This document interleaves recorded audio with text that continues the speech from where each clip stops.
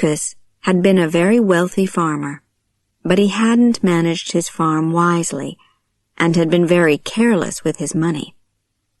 He realized too late what a fool he had been when he lost everything. Now he and his wife lived in poverty in a tiny house, which could hardly be called a house. The cracks in the walls made it impossible to keep warm. Rain came in through the holes in the roof. Their life was a constant struggle. They had always prayed for a child, but during their years of wealth, God had never listened. Now they were poor and had nothing, and his wife gave birth to a baby daughter. "Oh, what are we going to do?" his wife cried. "We don't have food for ourselves. How are we going to take care of this poor little stranger?" "We'll find a way," Lucas said. "She's a gift from God, so he'll help us find a way. But first we must have her christened. We must ask someone to be our daughter's godmother." They had no relatives in the area, so Lucas went to ask their neighbor's wife. "My husband and I are only poor peasants like you. Why should we add your child to our list of money worries?" was her answer. Lucas returned home with the bad news. "What can you expect?" asked his wife sadly. "When we were rich, everyone wanted to know us and be our friends. Even the mayor invited us to his home. But now we have nothing, and not even a poor peasant woman will help us." She was very worried about their little baby. Winter was almost at its end, but it was still very cold. At night the earth froze, and in the morning the houses and trees were covered in snow. They had no clothes for their child, only old bits of cloth, and her bed was the cold, hard ground. Lucas's wife kissed their baby and cried, "My poor darling, my poor little darling." Then suddenly a happy thought came to her. She told Lucas to go and ask the mayor's wife to be their child's godmother. She was godmother to the mayor's child, and was certain that the mayor's wife would do the same for them. Lucas didn't feel so certain, but he went to ask her. With a heavy heart, Lucas walked past the fields and farm buildings that used to be his. He arrived at the mayor's house and gave his wife's good wishes to the mayor's wife. He then asked if she would be godmother to their child. "You know how hard things are at the moment," she answered. "Everyone's struggling. I can't afford to help someone as poor as you. Why are you asking me anyway? Isn't there someone else you could ask?" "Well, my wife is godmother to your child," he answered simply. "Oh, I see. So this is a debt that I have to repay, is it?" was her angry reply. "Is that the only reason your wife agreed to be our child's godmother? And tell me, what help is your wife to our child now when you have nothing? How dare you come to my home and insult me like this? I wouldn't be your child's godmother if you paid me in gold." Lucas left in tears. When he got home, he described what had happened at the mayor's house. His wife was desperately unhappy, but he told her not to be discouraged. He was going to take their child to the christening himself and ask the first person he met on the road to be her godmother. His wife, crying, wrapped their child in an old blanket to protect her from the winter winds and put her in her father's arms. Lucas dressed as warmly as he could and started on his journey. He carried his baby sadly but proudly along the road. After several hours, he saw an old woman, dressed in old, torn, dirty clothes, walking very slowly on her old, bent legs. He hesitated for a moment and then walked up to her, explained their situation, and asked her if she would be godmother to their baby.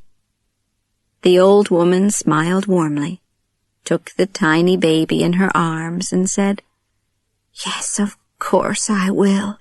It will be an honor to be godmother to such a sweet little baby, whose father loves her so much." They continued together to the church.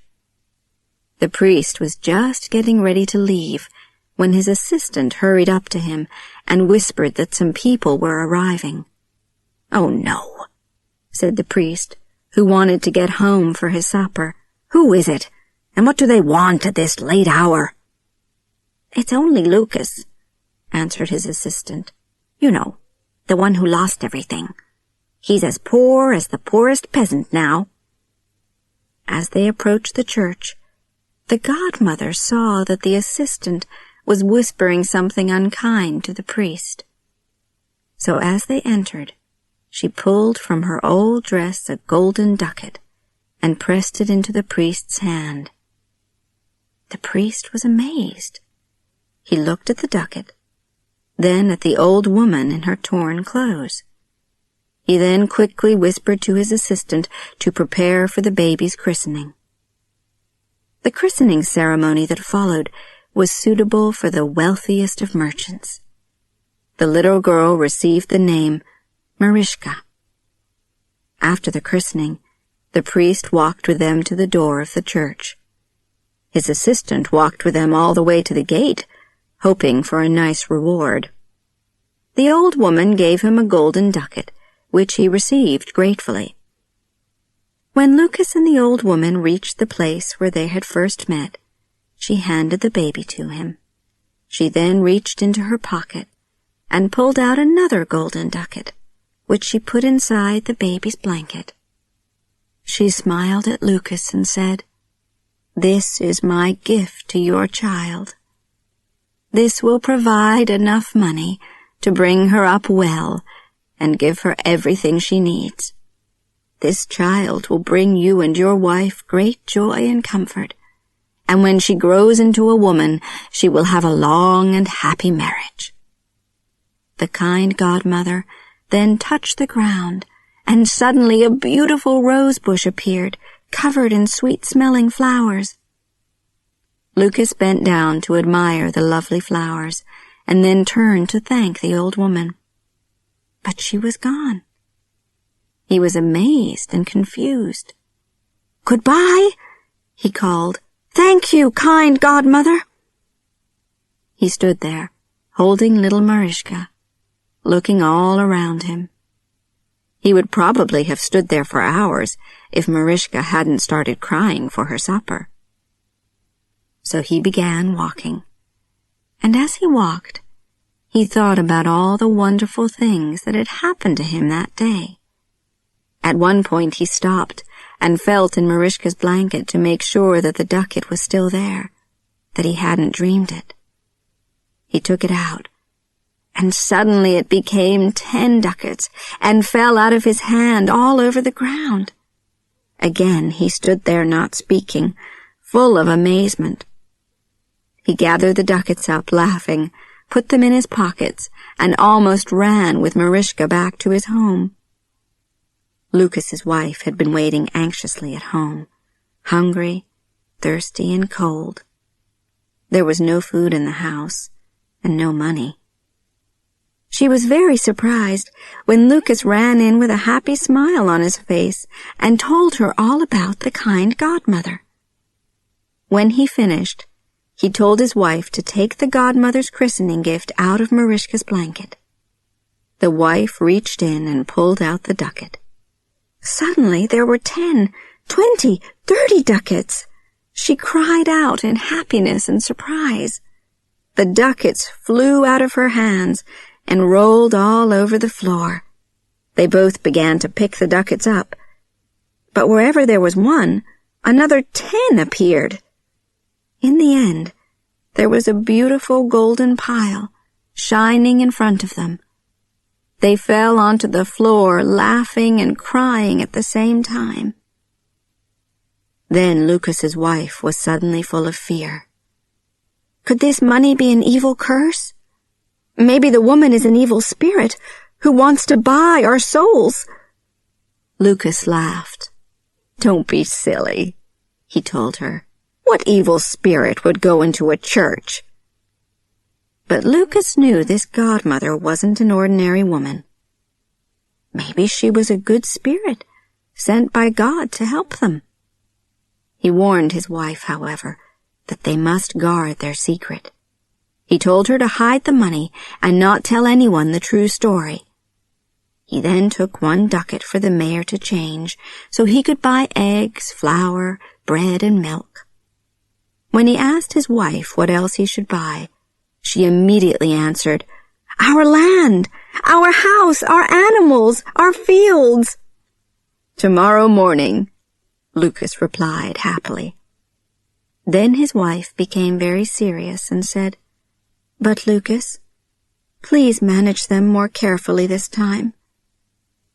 Lucas took her in his arms and told her quietly, "I promise to do this, for you and our child. I've been very silly and caused us much unhappiness and worry, but I've learned my lesson. Please believe me." He then left to get their supplies. While he was out, his wife sat holding her baby and dreaming happily about their future. After some time, Lucas returned with the mayor's servant, who was carrying buckets of fresh milk, a basket of eggs, and some wonderful cakes. "The mayor's wife sends her good wishes to you both, and has sent me to help you in any way I can," the servant told her. Lucas's wife thanked her, and watched as the servant then began preparing a fine soup for them on the fire. Lucas had also bought 3 soft feather beds, which he put by the fire. The next day, Lucas went to buy back their farm. The mayor's wife was extremely curious to know how Lucas and his wife had become wealthy again since his visit to their house the day before. So while Lucas was out, she visited his wife and asked questions. But Lucas's wife didn't give away their secret. She just told her that Mariska's godmother had very kindly given them enough money to help them start again. After the mayor's wife left, Lucas's wife sat by the fire, thinking about their kind godmother. She thanked her for giving them a second chance in life. Lucas did buy back all their property, and this time he managed it wisely. He built handsome, solid farm buildings and a beautiful house for his family. He bought the very best animals, and in the fall, his fields were full of healthy golden wheat and corn. His farm became the best in the region. Lucas and his wife were loved and admired as they were good neighbors, generous and helpful to any poor farmer who was having bad luck. Mariska was a wonderful child. She gave Lucas and his wife great joy and comfort, as her godmother had said she would. When she became a woman, her beauty attracted a wealthy prince who asked her to be his wife. She married him and lived a long and happy life. Lucas and his wife grew old in good health. In the evenings they often sat by the fire and talked about the time when the kind godmother appeared and changed Lucas's luck.